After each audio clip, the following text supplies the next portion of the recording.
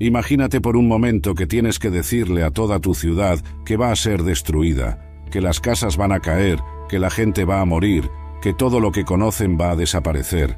Y encima, tienes que hacerlo durante 40 años seguidos. Esa fue la vida de Jeremías, un profeta que cambió la historia del mundo con un mensaje que nadie quería escuchar. Mira, cuando hablamos de Jeremías, tenemos que entender que este muchacho no se despertó un día pensando, hoy voy a ser profeta. No, hermano, la cosa no funciona así. La Biblia nos cuenta en Jeremías capítulo 1, versículo 4 al 10, que Dios mismo lo llamó cuando todavía era bien joven. Fíjate en esto que está escrito allí. Vino pues palabra de Jehová a mí, diciendo, antes que te formase en el vientre te conocí, y antes que nacieses te santifiqué, te di por profeta a las naciones. Imagínate la sorpresa del muchacho cuando escuchó esto. Dios le estaba diciendo que desde antes de nacer ya tenía un propósito específico para su vida. Pero Jeremías, como cualquier joven normal, se asustó. La Biblia dice que respondió, «Ah, Señor Jehová, he aquí, no sé hablar porque soy niño». Es que el pobre se sintió como muchos de nosotros cuando Dios nos llama para algo grande. Nos ponemos nerviosos, pensamos que no tenemos la capacidad. Aquí viene lo bonito de la historia. Dios no lo regañó por tener miedo. Al contrario, le dijo algo precioso. No digas, soy un niño, porque a todo lo que te envíe irás tú, y dirás todo lo que te mande. O sea, que la edad no era el problema. El problema era la falta de confianza en que Dios lo iba a capacitar.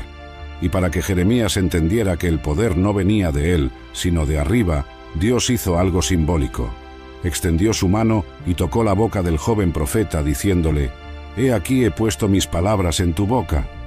Qué imagen tan poderosa, ¿verdad? Dios mismo poniendo las palabras en la boca de su siervo.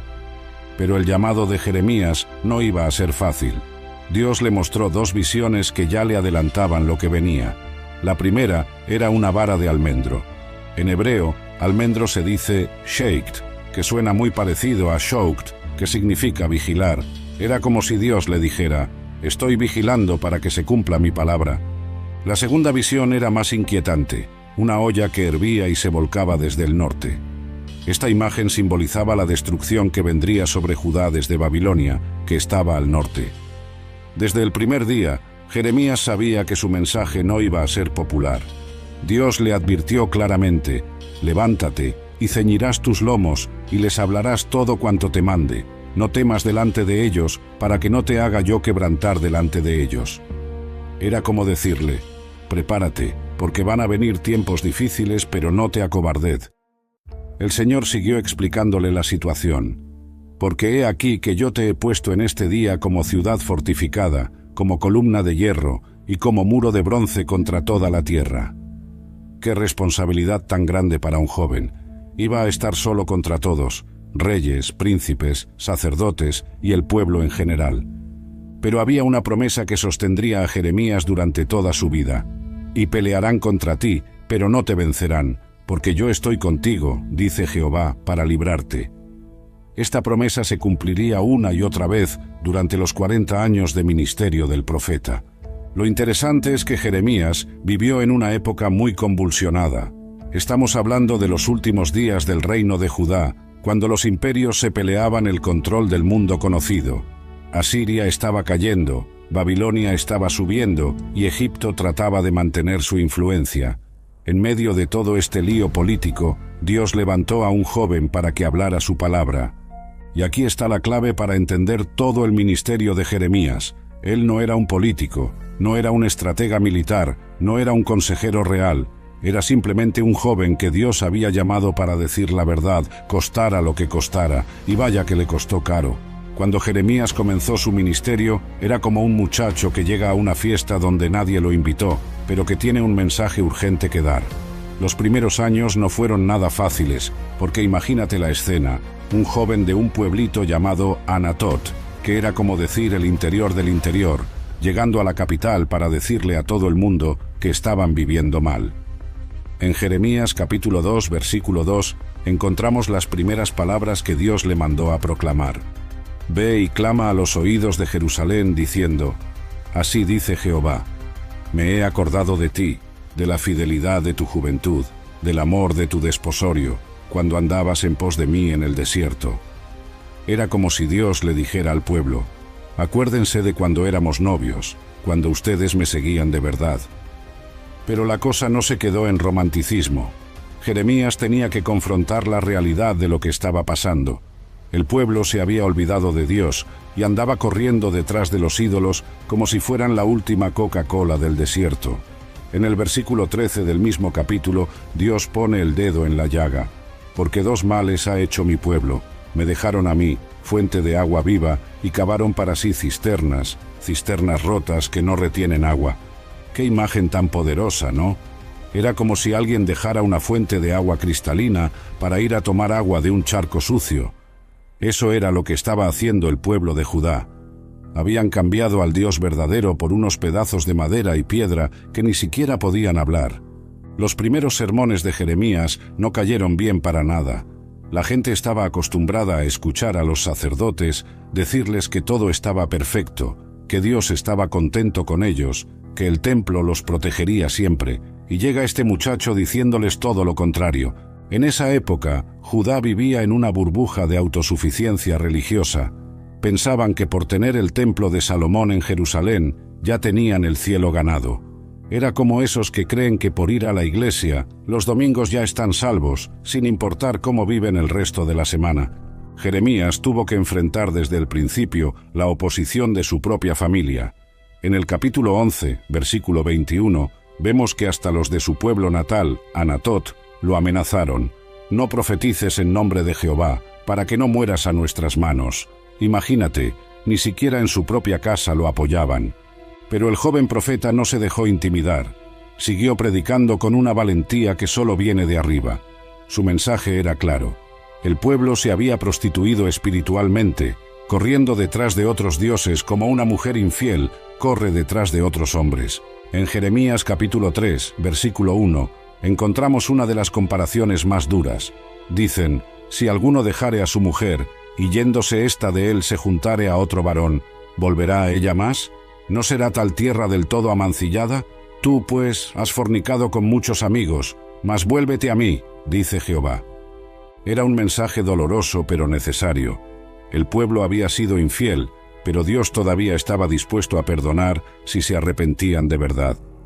Jeremías tenía que equilibrar la dureza del juicio con la ternura del amor divino.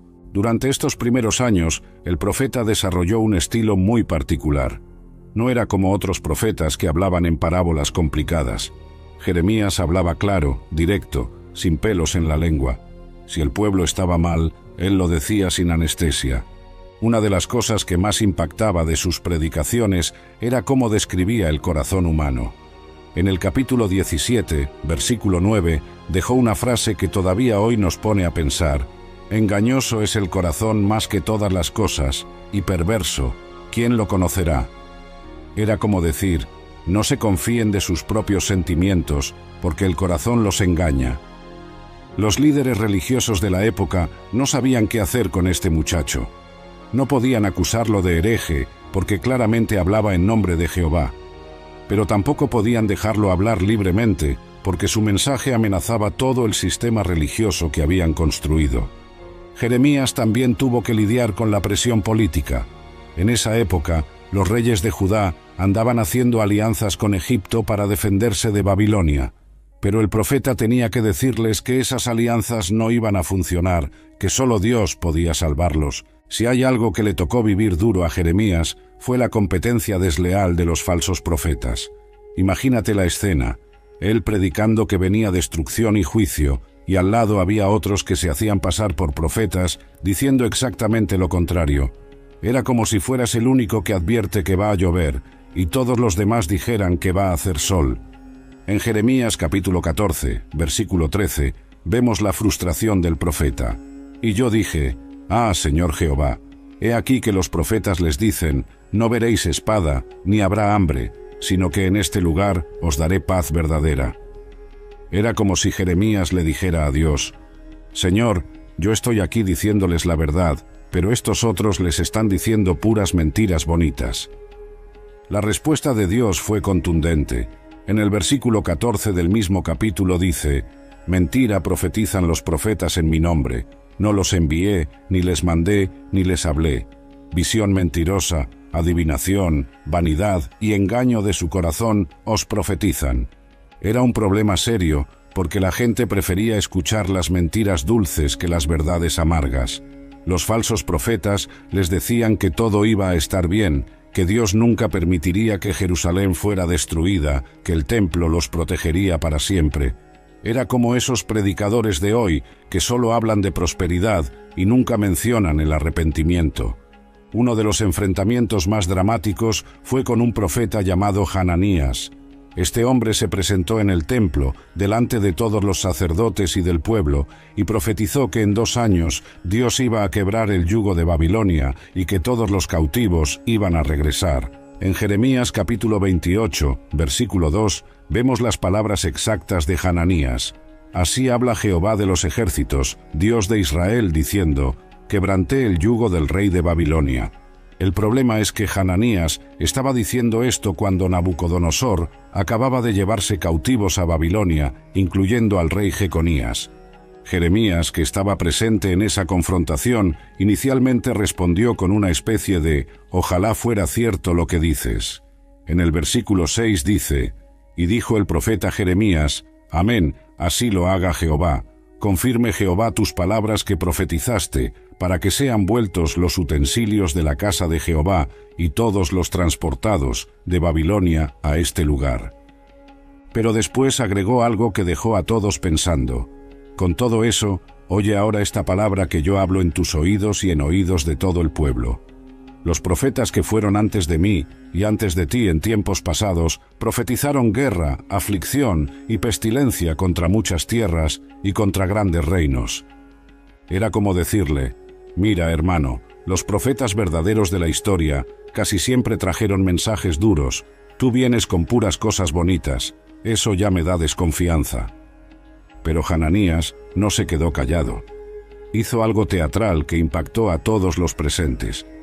Tomó el yugo que Jeremías llevaba puesto como símbolo profético y lo quebró delante de todo el mundo, diciendo: Así dice Jehová, de esta manera quebraré el yugo de Nabucodonosor, rey de Babilonia, del cuello de todas las naciones dentro de 2 años. La Biblia dice que Jeremías se fue callado, pero no se fue derrotado, se fue a buscar la palabra de Dios. Y cuando regresó, tenía un mensaje directo para Hananías. Oye ahora, Hananías, Jehová no te envió, y tú has hecho confiar a este pueblo en mentira. Por tanto, así ha dicho Jehová: He aquí que yo te quito de sobre la faz de la tierra. Este año morirás, porque hablaste rebelión contra Jehová. Y efectivamente, 2 meses después, Hananías murió. Era una confirmación dramática de quién tenía la palabra verdadera de Dios. Pero este no fue el único enfrentamiento.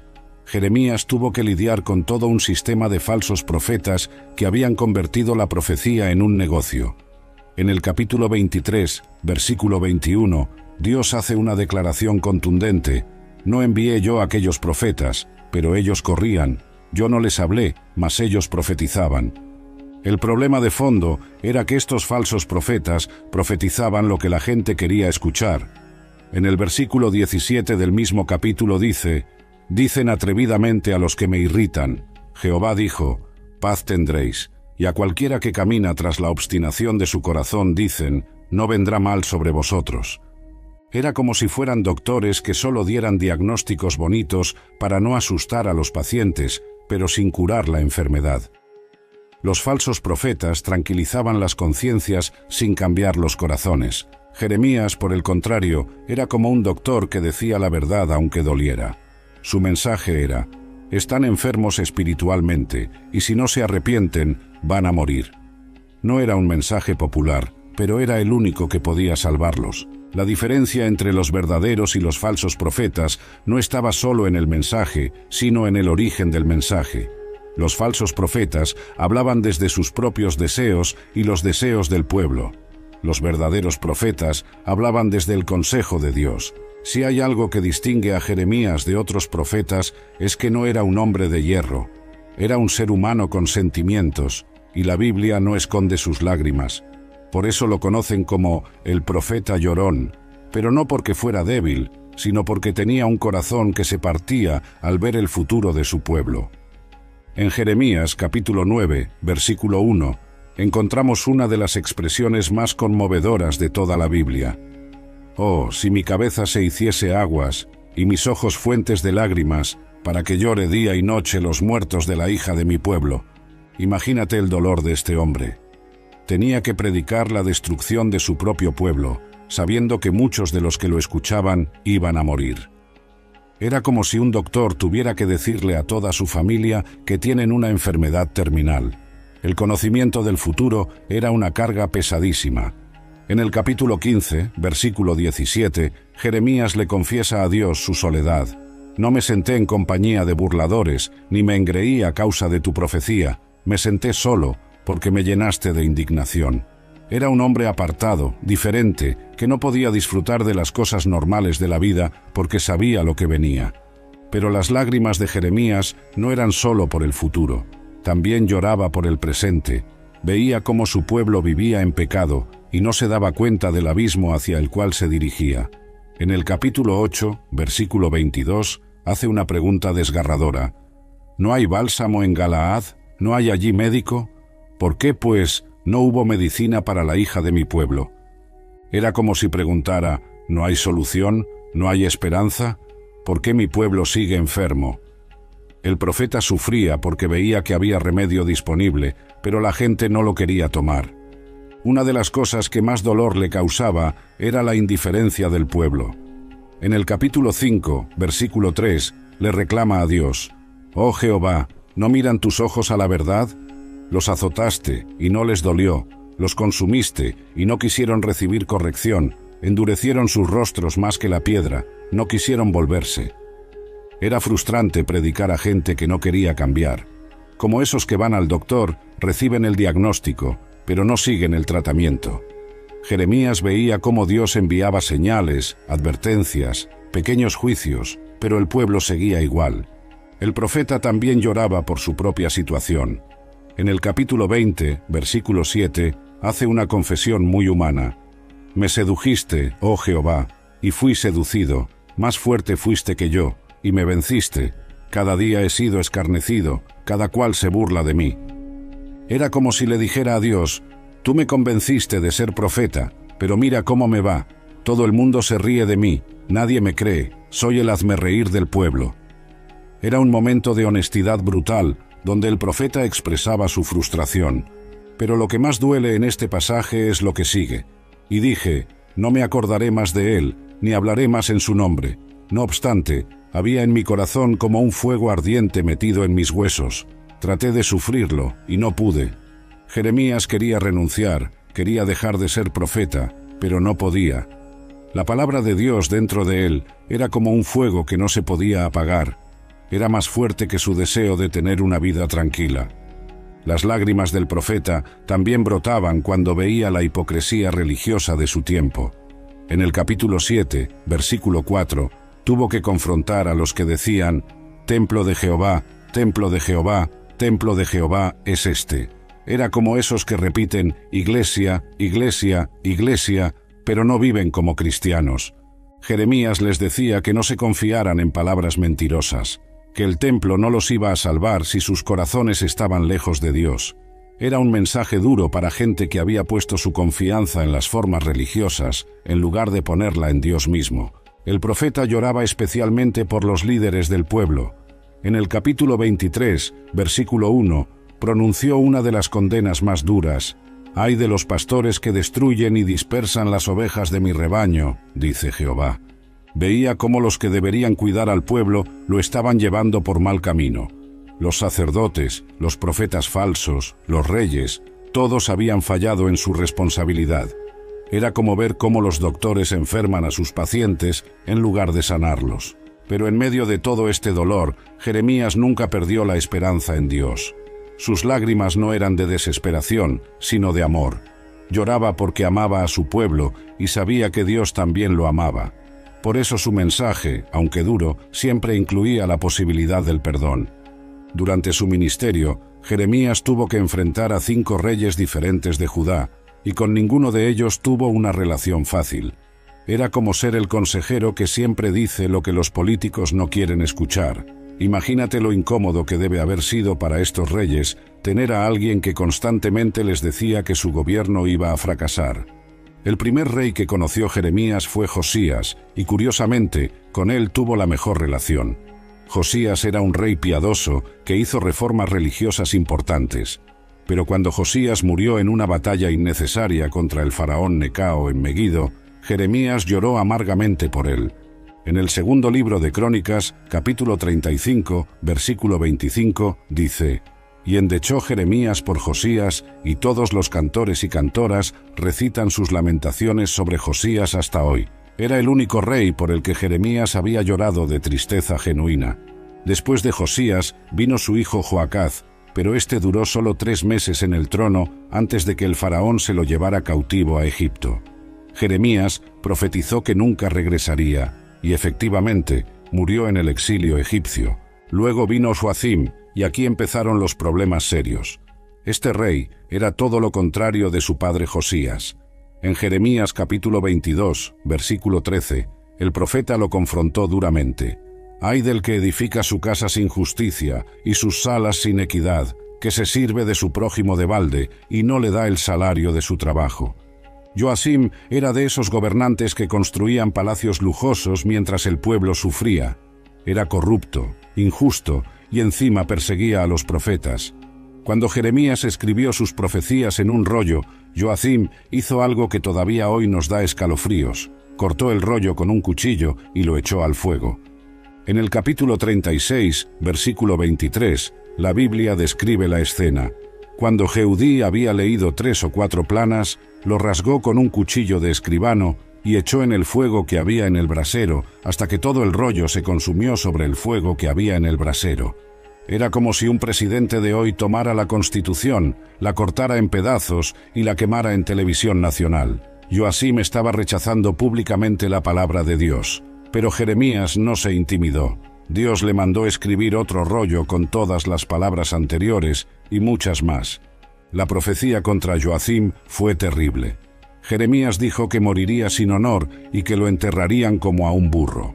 En el capítulo 22, versículo 19 dice: «En sepultura de asno será enterrado, arrastrándolo y echándolo fuera de las puertas de Jerusalén». Después de Joacim vino su hijo Jeconías, también llamado Joaquín. Este pobre muchacho heredó un reino que ya estaba condenado. Solo reinó 3 meses antes de que Nabucodonosor viniera y se lo llevara cautivo a Babilonia junto con miles de judíos prominentes. Jeremías profetizó que Jeconías no tendría descendencia que se sentara en el trono de David. En el capítulo 22, versículo 30, dice: «Así ha dicho Jehová: escribid lo que sucederá a este hombre privado de descendencia, hombre a quien nada próspero sucederá en todos los días de su vida, porque ninguno de su descendencia logrará sentarse sobre el trono de David, ni reinar sobre Judá».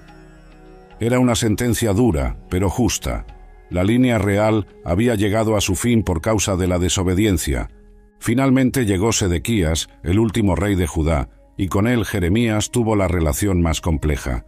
Sedequías lo consultaba en secreto, pero no tenía el valor de seguir sus consejos públicamente. Era como esos políticos que saben cuál es la decisión correcta, pero no la toman por miedo a la opinión pública.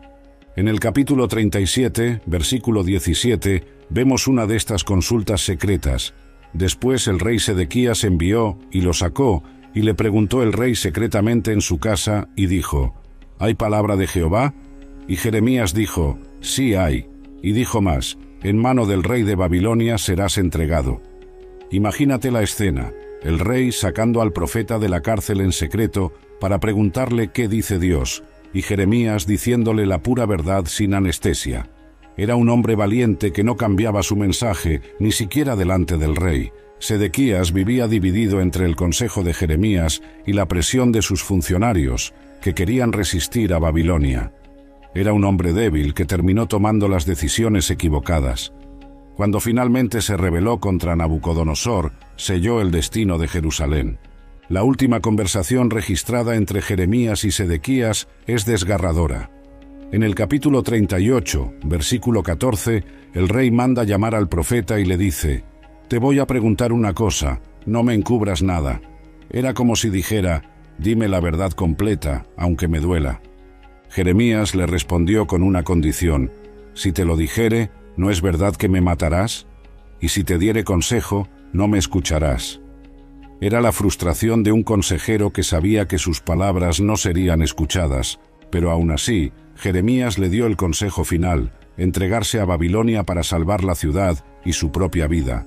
Sedequías no le hizo caso, y el resultado fue catastrófico. Jerusalén fue destruida, el templo quemado, y él mismo fue llevado cautivo después de ver morir a sus hijos. Una de las cosas que más impresiona del ministerio de Jeremías es cómo predijo con detalles precisos la caída de Jerusalén. No fue una predicción vaga como las de los adivinos modernos, sino una descripción específica de lo que iba a pasar, cómo iba a pasar y quién lo iba a hacer. Desde el principio de su ministerio, Jeremías anunció que Babilonia sería el instrumento de Dios para juzgar a Judá. En el capítulo 1, versículo 14, Dios le mostró que del norte se derramará el mal sobre todos los moradores de esta tierra. El norte era Babilonia, aunque geográficamente estuviera al este. En esa época, nadie se imaginaba que Babilonia pudiera conquistar Jerusalén. Asiria había sido la superpotencia dominante durante más de un siglo, y Egipto también era una fuerza importante. Babilonia apenas estaba emergiendo como potencia. Pero Jeremías anunció que sería precisamente Nabucodonosor quien destruiría la ciudad santa. En el capítulo 25, versículo 9, la profecía es específica. He aquí enviaré yo, y tomaré a todas las tribus del norte, dice Jehová, y enviaré a Nabucodonosor, rey de Babilonia, mi siervo, y los traeré contra esta tierra y contra sus moradores. Era como si dijera: van a venir del norte, y su líder se va a llamar Nabucodonosor. Lo que más impactó a la gente fue que Jeremías llamó a Nabucodonosor mi siervo. ¿Cómo era posible que Dios llamara siervo suyo a un rey pagano que adoraba ídolos? Pero Jeremías explicó que Dios usa a veces a los impíos para castigar a su pueblo cuando se aparta de él. La predicción incluía detalles muy específicos. El sitio iba a durar mucho tiempo, la gente iba a sufrir hambre terrible, habría canibalismo y finalmente la ciudad sería quemada completamente. En el capítulo 19, versículo 9, hay una profecía escalofriante: y les haré comer la carne de sus hijos y la carne de sus hijas, y cada uno comerá la carne de su compañero. Era una imagen horrible, pero que se cumplió literalmente durante el sitio de Jerusalén. Las madres llegaron a comerse a sus propios hijos por el hambre desesperante. Lo que Jeremías profetizó 40 años antes se hizo realidad de la manera más terrible. El profeta también predijo que el templo, que era el orgullo del pueblo, sería completamente destruido. En el capítulo 7, versículo 14, Dios dice: haré también a esta casa sobre la cual es invocado mi nombre, y en la cual vosotros confiáis, y a este lugar que di a vosotros y a vuestros padres, como hice a Silo. Silo había sido el lugar donde estuvo el tabernáculo durante el tiempo de los jueces, pero Dios permitió que fuera destruido cuando el pueblo se corrompió. Ahora le tocaba el turno al templo de Salomón. Era un mensaje shock para gente que creía que Dios nunca permitiría que su casa fuera tocada. Jeremías no solo predijo la destrucción, sino también la duración del cautiverio. En el capítulo 29, versículo 10, escribió: porque así dijo Jehová: cuando en Babilonia se cumplan los 70 años, yo os visitaré y cumplir sobre vosotros mi buena palabra, para haceros volver a este lugar. 70 años exactos, no 69, no 71. Era una predicción precisa que se cumplió al pie de la letra. Desde la primera deportación en el año 605 a.C. hasta el decreto de Ciro permitiendo el regreso, pasaron exactamente 70 años. Lo más difícil para el pueblo era aceptar que Dios estuviera del lado de Babilonia en lugar del lado de ellos. Jeremías tuvo que explicar que no era que Dios hubiera cambiado de bando, sino que ellos habían roto su pacto con él.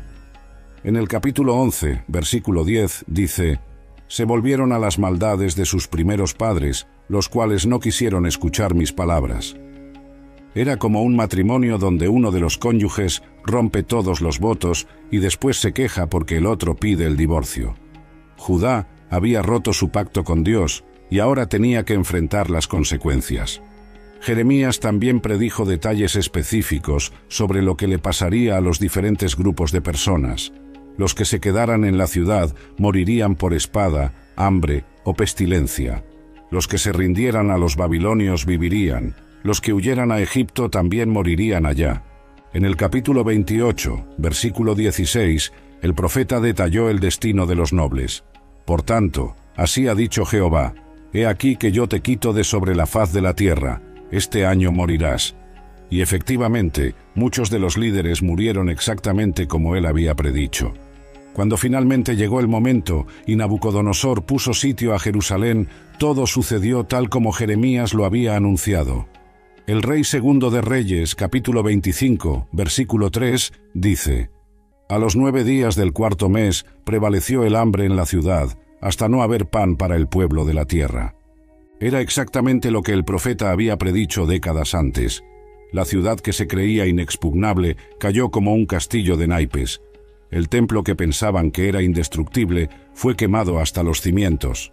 Todo lo que Jeremías había anunciado en el nombre de Dios se cumplió de manera literal y exacta.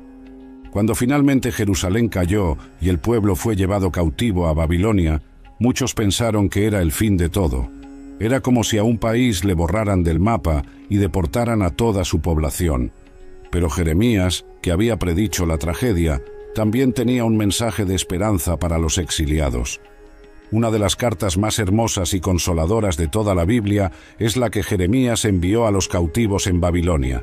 Estaba registrada en el capítulo 29 y comenzaba de una manera sorprendente: Edificad casas y habitadlas, y plantad huertos, y comed el fruto de ellos. Era como decirles: no se queden esperando con las maletas hechas pensando que van a regresar mañana. Van a estar allá mucho tiempo, así que hagan su vida normal. Era un consejo práctico para gente que vivía con la esperanza de un regreso inmediato. Pero lo más impactante de la carta era lo que venía después. Y procurad la paz de la ciudad a la cual os hice transportar, y rogad por ella a Jehová, porque en su paz tendréis vosotros paz. Era decirles que oraran por sus captores, que buscaran el bienestar de sus enemigos. Imagínate lo radical de este mensaje. Era como si a los prisioneros de guerra les dijeran que oraran por el país que los había capturado. Pero Jeremías entendía algo profundo. Dios tenía un propósito aún en el exilio y su pueblo podía ser de bendición incluso en tierra extraña. La promesa más consoladora venía en el versículo 11. Porque yo sé los pensamientos que tengo acerca de vosotros, dice Jehová, pensamientos de paz y no de mal, para daros el fin que esperáis. Era como si Dios les dijera: yo tengo un plan, y aunque ahora no lo entiendan, todo va a salir bien al final. Jeremías explicó que el exilio no era un castigo vengativo, sino una disciplina correctiva. Era como cuando un padre castiga a su hijo no por odio, sino por amor, para enseñarle y corregirlo. En el capítulo 30, versículo 11, Dios promete: porque yo estoy contigo para salvarte, dice Jehová, y destruiré a todas las naciones entre las cuales te esparcí, pero a ti no te destruiré, sino que te castigaré con justicia. El profeta también tuvo que lidiar con falsos profetas que habían surgido en Babilonia prometiendo un regreso rápido. En el capítulo 29, versículo 21, menciona específicamente a 2 de ellos, Acab y Sedequías, que profetizan mentira en mi nombre. Era el mismo problema que había tenido en Jerusalén, pero ahora trasladado a Babilonia.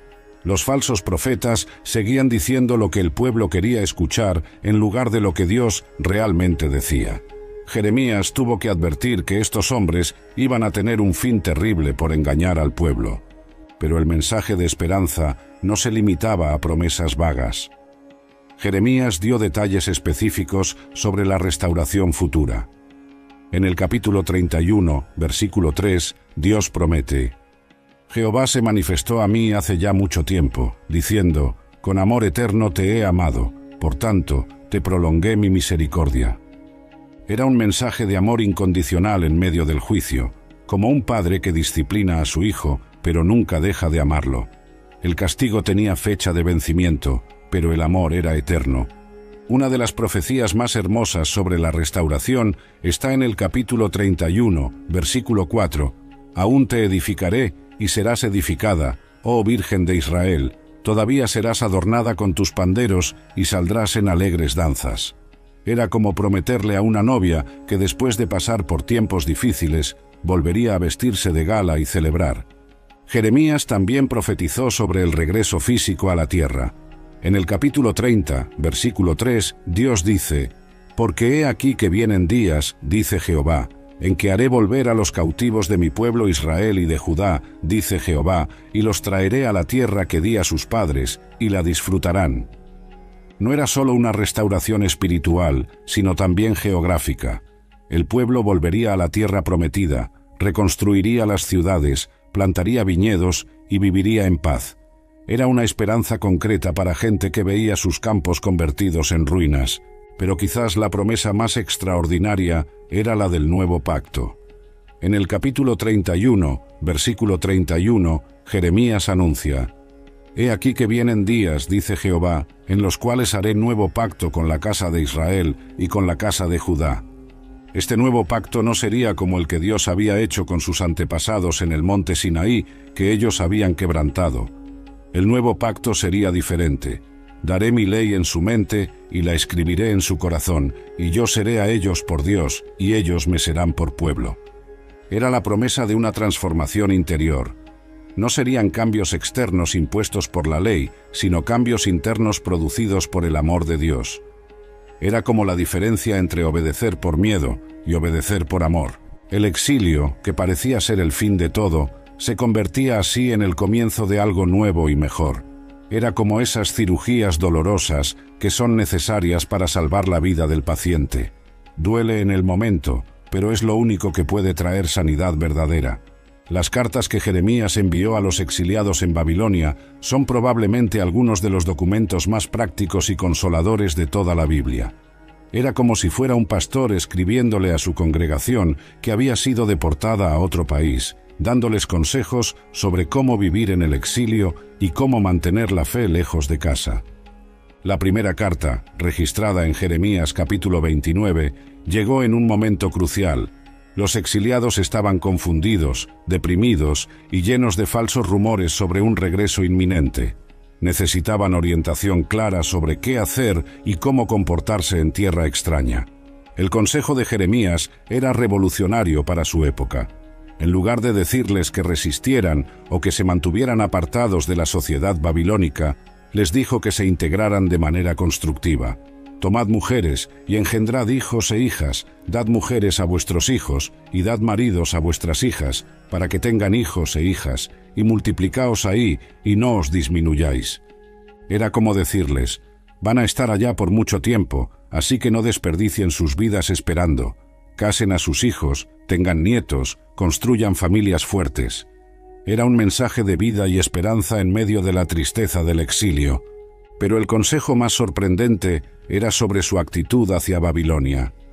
«Y procurad la paz de la ciudad a la cual os hice transportar, y rogad por ella a Jehová, porque en su paz tendréis vosotros paz».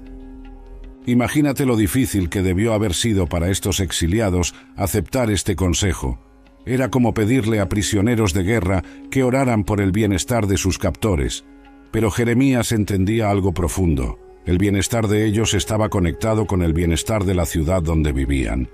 Esta carta también contenía una advertencia fuerte contra los falsos profetas que habían surgido en Babilonia. Jeremías menciona específicamente a Acab, hijo de Colaías, y a Sedequías, hijo de Maasías, diciendo que profetizan mentira en mi nombre. No los envié, dice Jehová. Era el mismo problema de siempre. Gente que se hacía pasar por profetas diciéndole al pueblo lo que quería escuchar. Estos falsos profetas prometían un regreso rápido, resistencia exitosa contra Babilonia y victoria inmediata. Pero Jeremías tenía que decir la verdad, aunque fuera dolorosa. La carta también incluía una profecía específica contra estos falsos profetas. Por tanto, así ha dicho Jehová acerca de Acab, hijo de Colaías, y acerca de Sedequías, hijo de Maasías, que os profetizan mentira en mi nombre. He aquí los entrego en mano de Nabucodonosor, rey de Babilonia, y él los matará delante de vuestros ojos. Era una predicción muy específica que se cumpliría al pie de la letra. Los falsos profetas no solo estaban engañando al pueblo, sino que también iban a pagar las consecuencias de su engaño. Una segunda carta fue enviada específicamente para confrontar a un falso profeta llamado Semaías el Neelamita. Este hombre había tenido la audacia de escribir cartas a Jerusalén criticando a Jeremías y pidiendo que lo castigaran por enviar mensajes pesimistas a Babilonia. En el capítulo 29, versículo 24, Jeremías confronta directamente a Semaías, y hablarás a Semaías Neelamita diciendo, así habló Jehová de los ejércitos, Dios de Israel, diciendo, por cuanto enviaste cartas en tu nombre a todo el pueblo que está en Jerusalén. Semaías había cruzado una línea al tratar de interferir con el ministerio profético de Jeremías. Era como si un empleado tratara de conseguir que despidieran a su jefe escribiéndole cartas a la junta directiva. Pero Dios mismo defendió a su profeta. La sentencia contra Semaías fue terrible. Por tanto, así ha dicho Jehová, he aquí que yo castigaré a Semaías Neelamita y a su descendencia. No tendrá quien habite entre este pueblo, ni verá el bien que haré yo a mi pueblo, dice Jehová, porque habló rebelión contra Jehová. Era como una excomunión divina. Semaías y su familia serían cortados del pueblo de Dios y no participarían de las bendiciones futuras. Era el precio de oponerse al profeta verdadero de Dios. Las cartas de Jeremías también contenían promesas específicas para diferentes grupos de exiliados. A los sacerdotes les aseguró que su ministerio continuaría. A los nobles les prometió que algunos de sus descendientes regresarían. A los artesanos les dijo que sus habilidades serían valoradas. Una de las secciones más consoladoras de estas cartas era sobre los niños que habían nacido en el exilio. Jeremías les aseguró a los padres que sus hijos no estaban malditos por haber nacido fuera de la tierra prometida. Dios tenía planes para ellos también. El profeta también dio instrucciones prácticas sobre cómo mantener su identidad como pueblo de Dios sin tener el templo.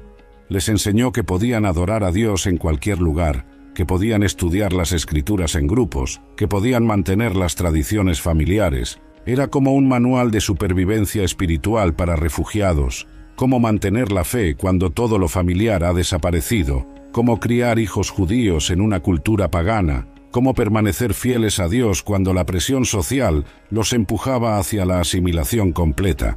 Las cartas terminaban siempre con recordatorios de las promesas de Dios. El exilio tenía fecha de vencimiento. El regreso era seguro. La restauración era inevitable. Solo tenían que ser pacientes y fieles mientras tanto. Después de tantos años predicando juicio y destrucción, Jeremías finalmente pudo cambiar de tono.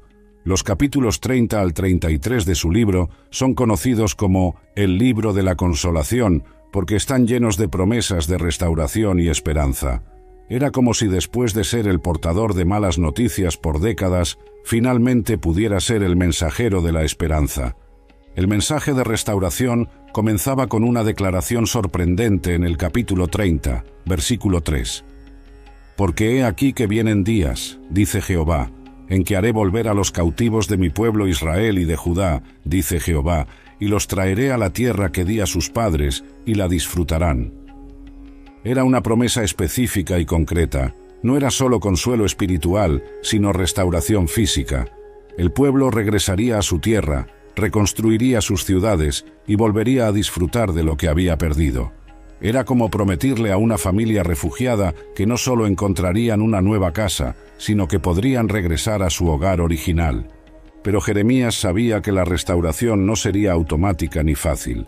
En el versículo 7 del mismo capítulo advierte: «Ah, cuán grande es aquel día, tanto que no hay otro semejante a él, tiempo de angustia para Jacob, pero de ella será librado».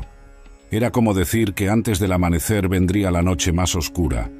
La restauración sería precedida por pruebas terribles, pero al final Dios libraría a su pueblo. Era una esperanza realista que no ocultaba las dificultades del camino. Una de las promesas más hermosas era sobre la reunificación del pueblo dividido. Desde los tiempos de Salomón, Israel se había dividido en dos reinos, Israel en el norte y Judá en el sur. Pero Jeremías profetizó que en la restauración ambos reinos se volverían a unir.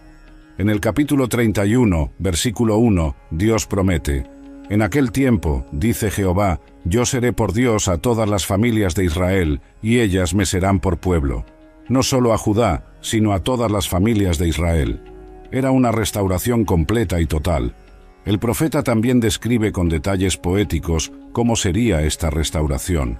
En el versículo 4 del capítulo 31 dice: Aún te edificaré, y serás edificada, oh Virgen de Israel. Todavía serás adornada con tus panderos, y saldrás en alegres danzas. Era la imagen de una novia que después de pasar por tiempos difíciles, vuelve a vestirse de gala para celebrar. Israel sería como una mujer que recupera su alegría y su belleza después de haber llorado mucho. Jeremías también profetizó sobre la restauración de la agricultura y la prosperidad económica. En el versículo 5 dice: Aún plantarás viñas en los montes de Samaria, plantarán los que plantan y disfrutarán. Era la promesa de estabilidad y paz. Cuando la gente puede plantar viñedos es porque sabe que va a estar ahí el tiempo suficiente para cosechar. Era como asegurarles que los tiempos de guerra y desarraigo habían terminado, pero la restauración más importante no era externa sino interna. En el versículo 31 del capítulo 31, Jeremías anuncia el nuevo pacto. He aquí que vienen días, dice Jehová, en los cuales haré nuevo pacto con la casa de Israel y con la casa de Judá. Este nuevo pacto sería diferente del que Dios había hecho con sus antepasados en el Sinaí. No sería una ley externa grabada en piedra, sino una ley interna escrita en el corazón. Daré mi ley en su mente, y la escribiré en su corazón, y yo seré a ellos por Dios, y ellos me serán por pueblo. Era la promesa de una transformación interior. No serían cambios superficiales o temporales, sino una renovación profunda del corazón humano. Era como la diferencia entre un cambio cosmético y una cirugía que salva la vida. Jeremías también prometió que en el nuevo pacto cada persona tendría una relación personal y directa con Dios, y no enseñará más ninguno a su prójimo, ni ninguno a su hermano, diciendo: Conoce a Jehová, porque todos me conocerán, desde el más pequeño de ellos hasta el más grande, dice Jehová. Era una democratización espiritual. No solo los sacerdotes o los profetas tendrían acceso a Dios, sino que cada persona podría conocerlo personalmente. Era como pasar de un sistema donde solo algunos tenían teléfono a uno donde todos tuvieran línea directa. La promesa culminaba con una declaración de perdón total, porque perdonaré la maldad de ellos y no me acordaré más de su pecado. Era un borrón y cuenta nueva completo. El pasado quedaría sepultado para siempre. En el capítulo 32, Jeremías hizo algo simbólico muy poderoso. En pleno sitio de Jerusalén, cuando la ciudad estaba a punto de caer, compró un terreno de su primo Hanameel. Era como invertir en bienes raíces cuando todo el mundo está vendiendo por pánico. El profeta explicó el simbolismo de su acción, porque así dice Jehová de los ejércitos, Dios de Israel: aún se comprarán casas, heredades y viñas en esta tierra. Era una declaración de fe en el futuro. A pesar de la destrucción presente, habría restauración futura. El mensaje de restauración de Jeremías no era solo para su generación, sino para todas las generaciones futuras. Sus promesas se extendían hasta los últimos tiempos, cuando Dios establecería su reino eterno sobre la tierra. Cuando evaluamos la vida de Jeremías desde la perspectiva de la historia, nos damos cuenta de que estamos ante uno de los hombres que más impacto tuvo en el desarrollo de la fe y la esperanza humana. Su influencia se extiende mucho más allá de su tiempo y llega hasta nuestros días de maneras que quizás él nunca imaginó. Lo primero que debemos reconocer es que Jeremías cambió para siempre la manera en que entendemos la relación entre Dios y su pueblo. Antes de él, muchos creían que Dios estaba limitado geográficamente al templo de Jerusalén. Pero Jeremías enseñó que Dios podía estar con su pueblo incluso en el exilio, incluso en tierras lejanas. Esta enseñanza fue fundamental para la supervivencia del judaísmo. Cuando el templo fue destruido y el pueblo deportado, pudieron mantener su fe porque Jeremías ya les había enseñado que Dios no estaba confinado a un edificio o a una ubicación geográfica. Era una lección que salvaría al pueblo judío a través de los siglos. El concepto del nuevo pacto que Jeremías profetizó se convirtió en una de las bases fundamentales del cristianismo primitivo. Cuando Jesús en la última cena tomó la copa y dijo: Esta copa es el nuevo pacto en mi sangre. Estaba haciendo referencia directa a la profecía de Jeremías en el capítulo 31. Los primeros cristianos entendieron que en Cristo se cumplía la promesa de Jeremías de una ley escrita en el corazón en lugar de en tablas de piedra. Era la transformación interior que el profeta había anunciado siglos antes. El libro de Hebreos, capítulo 8, cita extensamente la profecía de Jeremías sobre el nuevo pacto. Jeremías también estableció un modelo de resistencia profética que ha inspirado a reformadores y activistas a través de la historia. Su ejemplo de decir la verdad sin importar las consecuencias personales ha sido seguido por figuras como Martín Lutero, quien se atrevió a confrontar la corrupción de la Iglesia de su tiempo. Durante la Reforma Protestante, los reformadores encontraron en Jeremías un modelo de cómo confrontar la religiosidad externa sin vida espiritual interior. Su crítica al formalismo religioso resonó con aquellos que buscaban una fe más auténtica y personal. Las cartas de Jeremías a los exiliados se convirtieron en un manual de supervivencia para comunidades cristianas perseguidas a través de los siglos. Los cristianos que vivieron bajo regímenes hostiles encontraron en sus consejos una guía práctica sobre cómo mantener la fe en circunstancias adversas. Su enseñanza sobre orar por las autoridades civiles, incluso cuando son opresivas, influenció la teología cristiana sobre la relación entre la Iglesia y el Estado. El apóstol Pablo, en Romanos capítulo 13, refleja principios similares a los que Jeremías enseñó a los exiliados. En el campo de la literatura, Jeremías es considerado uno de los poetas más grandes de la antigüedad. Sus lamentaciones han inspirado a escritores, músicos y artistas durante milenios. La expresión jeremíada se usa hasta hoy para describir una lamentación prolongada o una crítica pesimista pero necesaria. Su estilo literario, que combinaba imágenes poéticas con declaraciones proféticas directas, estableció un modelo que ha sido imitado por predicadores y escritores espirituales a través de los siglos. La manera en que podía pasar de la ternura más dulce al juicio más severo dentro de un mismo discurso es única en la literatura mundial. El impacto psicológico y emocional de Jeremías también ha sido reconocido por estudiosos modernos. Su honestidad brutal sobre sus propias luchas interiores, su depresión y sus dudas lo convierten en una figura muy humana y accesible. En una época donde muchos líderes religiosos proyectan una imagen de perfección, Jeremías nos recuerda que los grandes siervos de Dios también luchan. Sus confesiones, registradas en varios capítulos de su libro, han sido de gran consuelo para personas que pasan por crisis de fe. Ver que un profeta de la talla de Jeremías también tuvo momentos de duda y desesperación hace que otros se sientan menos solos en sus propias luchas. En el campo de los derechos humanos, Jeremías es reconocido como uno de los primeros defensores de la responsabilidad individual. Su enseñanza de que cada uno morirá por su propia maldad, en lugar de pagar por los pecados de sus padres, estableció un principio de justicia individual que influyó en el desarrollo del derecho moderno. Su crítica constante a la injusticia social y su defensa de los pobres y marginados lo convierten en un precursor de la teología de la liberación.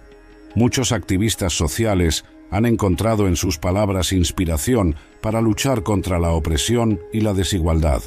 Para las comunidades judías en la diáspora, Jeremías ha sido una fuente constante de esperanza. Sus promesas de restauración han sostenido la esperanza judía durante casi 2500 años de exilio. La fundación del moderno Estado de Israel fue vista por muchos como un cumplimiento parcial de las profecías de restauración de Jeremías. Finalmente, el legado más duradero de Jeremías es su demostración de que Dios puede usar la tragedia para propósitos de renovación y restauración. Su mensaje de que el juicio divino no es vengativo, sino correctivo, ha consolado a millones de personas que han pasado por tragedias personales o colectivas. Jeremías nos enseñó que no hay situación tan desesperada que Dios no pueda transformar, no hay corazón tan endurecido que no pueda ablandar, no hay pueblo tan rebelde que no pueda restaurar. Su vida fue la demostración viviente de que vale la pena ser fiel a Dios, incluso cuando esa fidelidad requiere sacrificio personal. El profeta que comenzó su ministerio como un joven asustado que decía «No sé hablar porque soy niño», terminó siendo una de las voces más poderosas y duraderas en la historia de la humanidad. Su influencia continúa impactando vidas, transformando sociedades y ofreciendo esperanza a los desesperanzados. Verdaderamente, Jeremías fue el profeta que impactó al mundo, y su legado continúa impactándolo hasta el día de hoy.